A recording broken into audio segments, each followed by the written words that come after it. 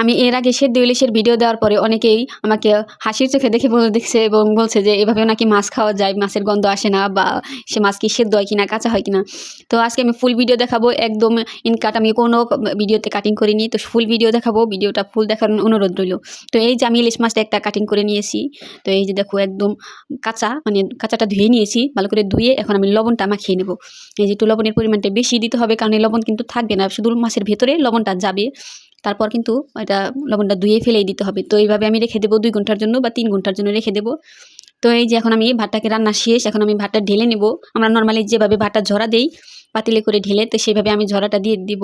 তো এই যে আমি ধুয়ে নিয়েছি, ধুয়ে নেওয়ার পর এই যে এখন আমি ওইখান থেকে 3 টুকরা মাছ নিয়েছি, 2 ঘন্টা পর কিন্তু নিয়েছি। তখন 3 টুকরা মাছ এই যেভাবে আমি ভাতের সাথে এইভাবে ডাবিয়ে দেবো, যাতে গরমে সেদ্ধ হয়ে যায়।